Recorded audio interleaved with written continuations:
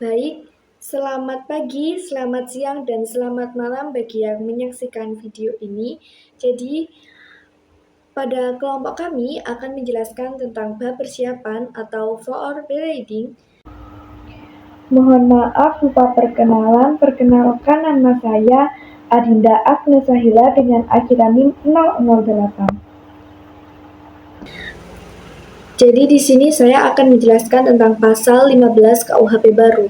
Nomor pertama, persiapan melakukan tindak pidana terjadi jika pelaku berusaha untuk mendapatkan atau menyiapkan sarana berupa alat, mengumpulkan informasi, atau menyusun perencanaan tindakan atau melakukan tindakan serupa yang dimaksud untuk menciptakan kondisi untuk dilakukannya suatu perbuatan yang secara langsung ditujukan bagi penyelesaian tindak pidana. Lalu, nomor kedua, persiapan melakukan tindak pidana dipidana jika ditentukan secara tegas dalam undang-undang. Nomor tiga, pidana persiapan melakukan tindak pidana paling banyak 1/2 dari maksimum ancaman pidana pokok untuk tindak pidana yang bersangkutan. Nomor keempat, persiapan melakukan tindak pidana yang diancam dengan pidana mati atau pidana penjara seumur hidup dipidana dengan pidana paling lama 10 tahun. Lalu nomor 5, pidana tambahan untuk persiapan melakukan tindak pidana sama dengan pidana tambahan untuk tindak pidana yang bersangkutan. Terima kasih.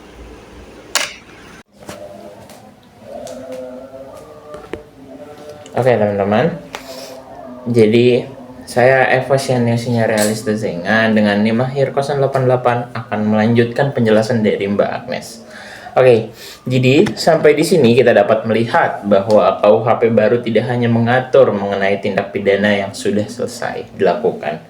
Dalam kondisi tertentu, hukum juga memberikan perhatian terhadap tindakan-tindakan yang muncul sebelum suatu kejahatan benar-benar terjadi, teman-teman. Nah, kenapa sih kayak gitu? Karena dalam praktiknya, banyak tindak pidana besar tidak terjadi secara tiba-tiba. Hampir setiap kejahatan diawali dengan proses. Ada yang dimulai dari pengumpulan informasi, penyusunan rencana, pencarian target, hingga penyiapan berbagai kebutuhan yang mendukung terlaksananya tindak pidana tersebut. Lalu, bayangkan apabila aparat penegak hukum baru dapat bertindak setelah suatu tindak pidana selesai dilakukan. Dalam beberapa kasus, terutama yang berpotensi menimbulkan kerugian besar atau mengancam keselamatan banyak orang, langkah tersebut tentu sudah terlambat. Oleh karena itu, KUHP baru mencoba memberikan ruang bagi hukum untuk melakukan pencegahan lebih awal melalui pengaturan mengenai persiapan tindak pidana. Namun, perlu dipahami bahwa hukum pidana tetap berpegang pada prinsip kehati-hatian. Tidak semua tindakan sebelum terjadinya kejahatan dapat dianggap sebagai persiapan yang dapat dipidana. Hukum tidak menghukum seseorang hanya karena memiliki niat, dugaan, atau pikiran untuk melakukan suatu tindak pidana. Harus ada tindakan nyata yang menunjukkan bahwa pelaku mulai menciptakan kondisi agar tindak pidana tersebut dapat terlaksana. Disinilah letak pentingnya pasal 15. Pasal ini berfungsi sebagai batas antara sekedar niat yang masih berada dalam pikiran seseorang dengan tindakan konkret yang sudah mengarah pada pelaksanaan tindak pidana.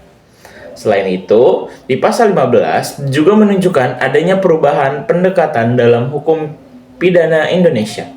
Jika sebelumnya perhatian lebih banyak diberikan pada tindak pidana yang telah terjadi atau setidaknya telah memasuki tahap percobaan, KUHP baru mulai memberikan perhatian pada tahap yang lebih awal, yaitu tahap persiapan. Tujuannya bukan untuk memperluas pemidanaan secara berlebihan, melainkan untuk meningkatkan fungsi pencegahan dalam hukum pidana.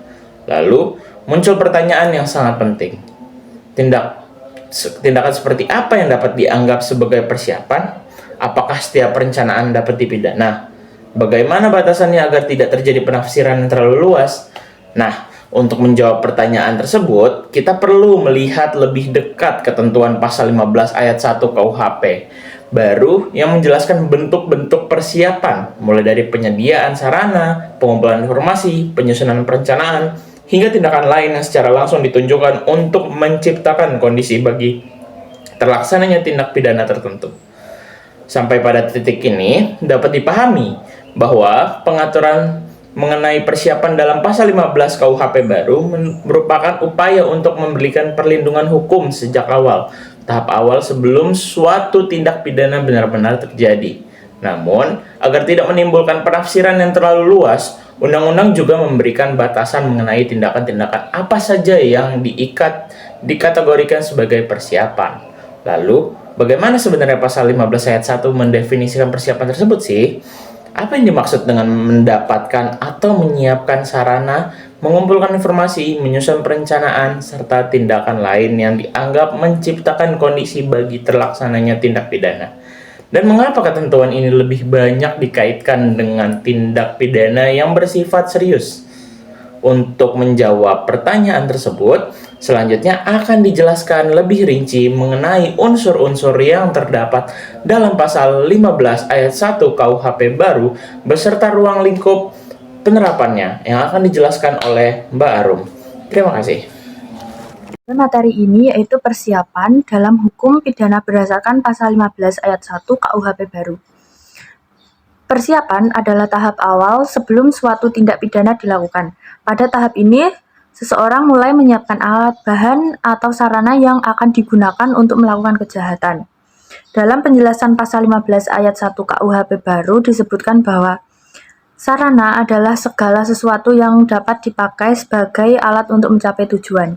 Artinya, sarana dapat berupa benda, alat, bahan, kendaraan, teknologi, atau apa saja yang membantu pelaku untuk melaksanakan tindak pidana. Contohnya yaitu membeli bahan peledak, menyiapkan senjata, mengimpor bahan kimia berbahaya, dan menyiapkan alat untuk melakukan kejahatan. Yang kedua yaitu persiapan tidak selalu dipidana. Dalam hukum pidana, tidak semua tindakan persiapan langsung dikenakan hukuman. Persiapan hanya dapat dipidana apabila berkaitan dengan tindak pidana yang sangat serius dan berbahaya bagi masyarakat atau negara. Hal ini karena pada tahap persiapan terdiri dari kejahatan belum benar-benar dilakukan, akibat dan dari tindak pidana belum terjadi, dan namun sudah terlihat adanya niat dan tindakan awal menuju kejahatan. Yang ketiga yaitu fokus pada sifat bahaya tindak pidana. KUHP baru menekankan bahwa pemidanaan terhadap persiapan dilakukan jika tindak tersebut memiliki tingkat bahaya tinggi. Contohnya yaitu mengimpor bahan peledak atau aksi teror. Yang kedua yaitu menyiapkan bahan kimia berbahaya untuk membuat bom. Yang ketiga yaitu menyiapkan alat tertentu untuk kejahatan besar.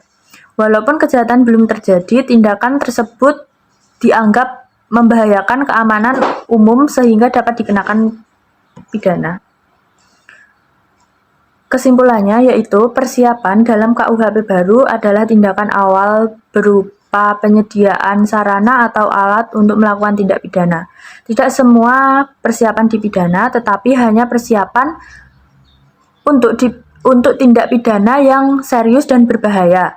Tujuan aturan ini adalah mencegah kejahatan sebelum benar-benar terjadi. Baik, saya Jana Kerencanatan dengan IMAHIR 096. Saya akan menjelaskan persiapan atau forbereading khususnya pada pasal 16 KUHP baru. Nah, pasal ini berbunyi persiapan melakukan tindak pidana tidak dipidana jika pelaku menghentikan atau mencegah kemungkinan terciptanya kondisi sebagaimana dimaksud dalam pasal 15 ayat 1. Nah, kita sudah mendapatkan dua kata kunci. Mari kita bedah satu persatu. Yang pertama ada menghentikan. Nah, menghentikan ini terjadi ketika pelaku tiba-tiba berhenti melakukan persiapan. Semisal, pelaku sudah membeli alat peretas untuk membobol sistem, namun ia mengurungkan niatnya, ia diam, dia tidak melanjutkan peretasannya. Nah, ini tindakannya dinamakan tindakan pasif. Selanjutnya, kata kunci kedua yaitu mencegah. Nih, ini terjadi jika persiapan sudah berjalan dan pelaku harus melakukan tindakan nyata untuk menggagalkan persiapan tersebut. Misalnya, pelaku sudah menyuruh orang lain, mengutus orang lain untuk menaruh barang ilegal di suatu tempat. Namun dia tiba-tiba mengurungkan niatnya untuk melakukan persiapan ini, melakukan kejahatan ini, lalu ia harus berlari mengambil kembali barang tersebut sebelum kejahatannya terjadi. Nah,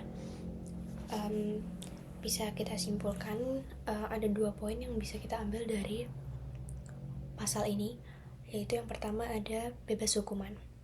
Nah, jika seseorang telah mempersiapkan alat atau sarana untuk berbuat kejahatan, namun ia sadar, ia mengurungkan niatnya, dia menghentikan dan mencegah kejahatan tersebut terjadi. Nah, dia tidak akan dipidana. Lalu yang kedua, terdapat asas ultimum remedium. Ini melindungi seseorang dari kriminalisasi semata atau niat semata sebelum perbuatan pokok tersebut dilaksanakan. Ya seperti hanya ada mens rea tapi tidak ada actus reusnya, maka orang tersebut tidak akan dipidana, seperti itu. Nah, menurut saya undang-undang ini memiliki tujuan sebagai jembatan emas, dan hukum pidana ini memberikan insentif atau hadiah berupa pembebasan dari hukuman bagi mereka yang secara sadar mengurungkan niat jahatnya demi mencegah timbulnya korban atau kerusakan. Terima kasih. Halo semua, di sini saya akan melanjutkan nih dari materi sebelumnya yang udah dijelaskan oleh rekan saya di pasal 16 KUHP baru. Nah, di sini saya akan menjelaskan contoh-contoh dari pasal 16 KUHP ini. Nah, di sini itu merinci dari 2, yaitu menghentikan dan mencegah. Nah, aku di sini akan memberikan contoh dari menghentikan dulu nih. Nah, menghentikan di sini contohnya yang pertama, misalkan pihak A membeli bahan kimia untuk membuat bahan peledak, namun dia itu tidak jadi berpikiran untuk membuat bahan peledak, namun kan dia sudah punya niat dan sudah punya alat-alatnya, udah mempersiapkan alat dan bahan. Nah, maka dia bisa menjadi tindak pidana tersebut. Nah, contoh kedua, maling motor. Nah, dia udah berpikir nih, oh iya, cara maling motor dengan membobol stang motornya, ataupun dia membeli alat-alat untuk membobol stang motor tersebut. Nah, namun dia tuh punya tekad atau niat yang berbeda lagi. Oh, saya nggak mau mencuri lagi nih, saya mau tobat. Nah, melainkan kalau dia udah kayak gitu kan berarti dia udah punya niat ya, udah mempersiapkan semuanya itu. Nah, maka dia akan mendapatkan tindak pidana tersebut. Nah, selanjutnya itu ada yang kedua, yaitu mencegah. Nah, mencegah di sini misalkan pihak A kan tadi sudah membeli bahan kimia untuk membuat bahan peledak kan. Nah, dilihatlah oleh pihak B. Nah, pihak B ini melaporkan ke pihak berwenang untuk melacak keberadaan dari sarana yang digunakan tindak pidana tersebut. Nah, sama juga contoh kedua dari mencegah itu. Kalau misalnya tadi kan mencuri motor, dia kan udah membobol stang motor tapi dia punya niat nggak jadi kan.